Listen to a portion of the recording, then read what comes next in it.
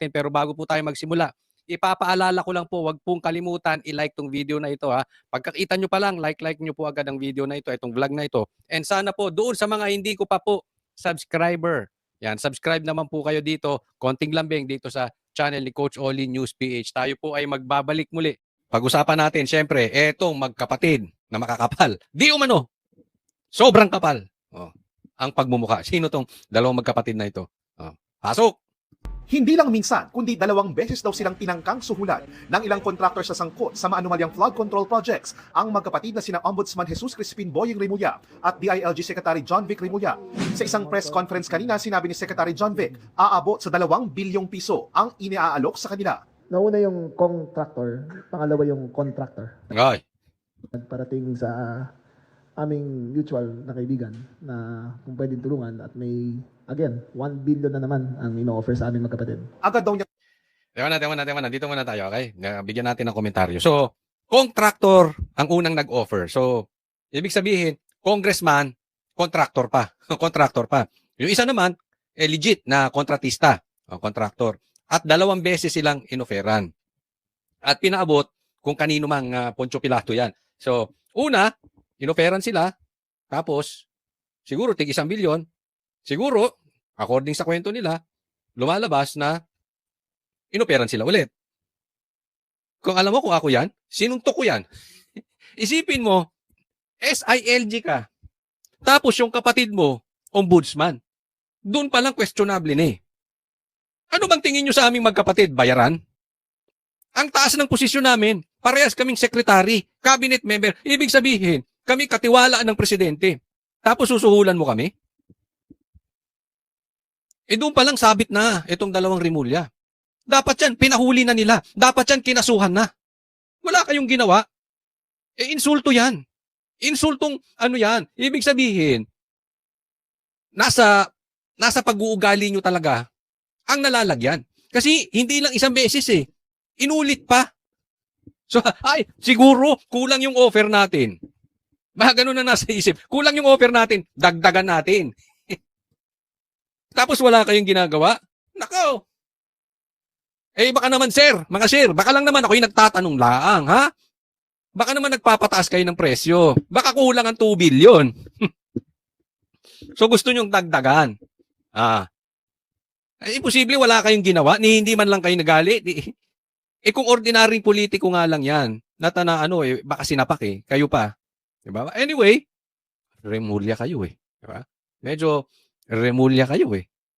Kayo, sa tingin ninyo, ano ba dapat ang ginawa ng isang secretary, SILG, at isang ombudsman, na dating SOJ, nilalagyan? Ano ba dapat ang reaction nila? Dapat ba hinuli? Or sa tingin ninyo, kayo, maglagay nyo sa comment section, sa tingin ninyo, nagpapataas lang ng presyo? Magkapatid. agad daw niyang isinumbong ang pagtatangka kay Pangulong Bongbong Marcos. Bawat subok na suhulan ako, nire-report ko kagad sa Pangulo to. Refused po, both times. O yan, isa pa yan. Sinumbong niya sa Pangulo. Tapos yung Pangulo walang ginawa. Pambahira, sabit kayong lahat dyan. Sinusuhulan kayo patungkol sa ghost projects. Sinuhulan ka, wala kang ginawa. Walang ginawa si Boying. Sinumbong mo sa Pangulo, wala ding ginawa. Di ba yan nga ang malaking reklamo dyan kay Bongbong? Kung hindi nga siya mastermind, to the very least, hinahayaan niya mangyari yung mga katarantaduhan. Yung mga krimen, hinahayaan niya. Anong klaseng Pangulo yan? Di ba? Nahuhuli rin kayo eh. Hindi kami papayag, hindi ko kami magpapabili. Ayon naman kay Ombudsman Boying Remulla, hindi siya ang direktang kinausap ng sinasabi ng kapatid na nagtangkang manuhol. Walang direct offer eh. Walang direct offer talaga. Pero yung hint na yon, matibay na hint sana. Kaya lang, wala talagang koleksyon na pwede itahi. Parang nahihirapan din tayo prove ang kaso. Ayun. So iba naman ang style ni Boying. Di ba? Ito naman si Boying, walang direct hint. Mahirap patunayan yung kaso. So nagkakaroon na sila ng exit plan. So magkaiba sila, di ba? Si John Vic naman nagsumbong sa presidente. Si Boying hindi niya matansya kasi hindi direktang nag-offer. Siguro sabi. Hindi, ako hindi ko lang alam. Ito example lang, example. Di ba Boying may kaso yung anak mo? Nahulian ng high-grade cost yan. Oo. Meron akong 2 million sa bahay. Hati kayo magkapatid. O, walang direct hint. Hindi wala naman sinasabi na para sa inyo, kalimutan nyo na yung ghost projects. Walang direct. Baka ganun. Hindi ko alam kung ano ibig sabihin ni Boying na walang direct hint, no? Pwede rin na baka kaya hindi tinanggap ng magkapatid na Rimulya. Eh, hindi ka naman nag-o-offer ng maayos eh. Hindi namin alam kung offer yan o baka mamaya padama mo lang yan. Ayusin mo yung offer na matanggap nila. Di ba? Sa madaling salita, lalong lumalabnaw ang naratibo nitong dalawang magkapatid. Kasi ito lang ang issue. Yung possibilities lang, posibleng inoferan sila talaga. Tapos, hindi nila tinanggap, pero nagkaroon sila ng pagkakamali dahil hindi nila inaksyonan. Krimen po yun. Bribery po yun. Or pwede naman na nagpapalusot lang tong mga ito. No? Na wala naman talagang offer. Para sa kanila, pinapalabas lang nila na isipin ng taong bayan na kung sino man ang ilalabas nila na sangkot na mastermind sa ghost projects, legit. Dahil kaming dalawang Rimulya, kaming dalawang magkapatid, hindi nabibili. Yung dalawa lang yun.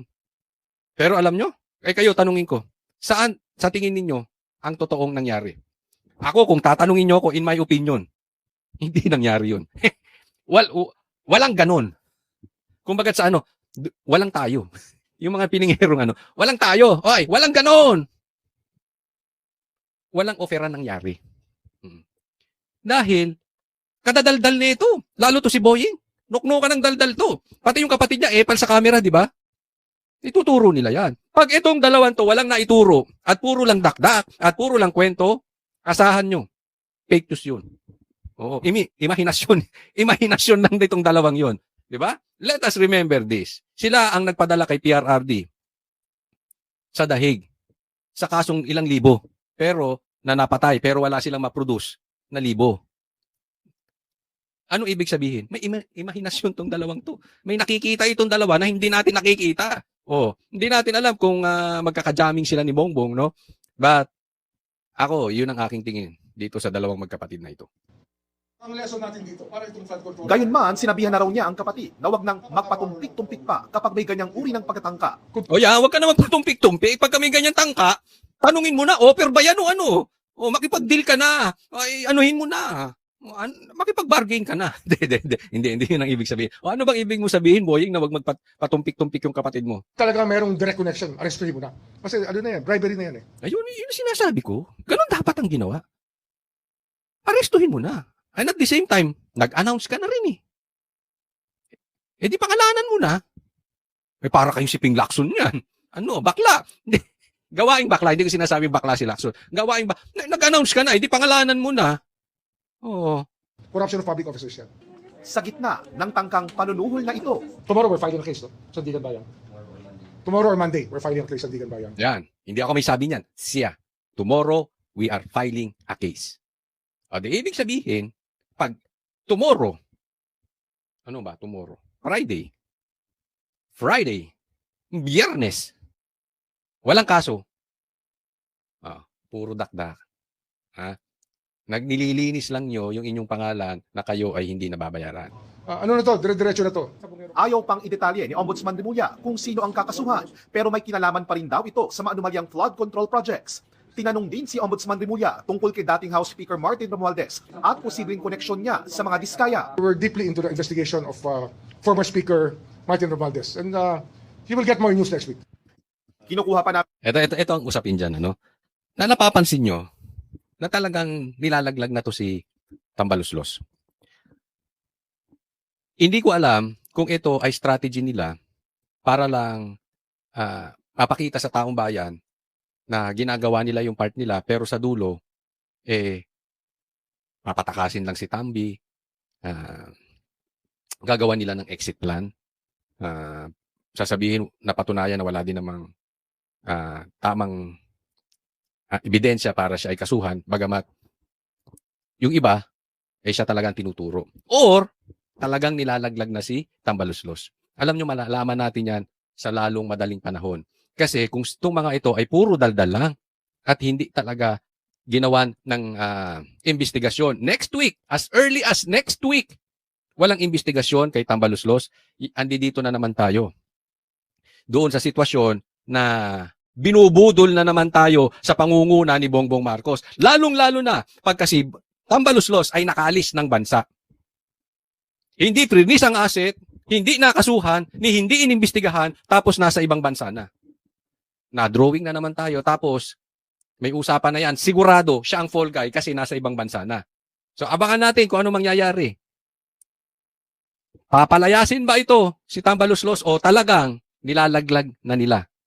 For sure, we will know as soon as possible. Next week. Next topic po.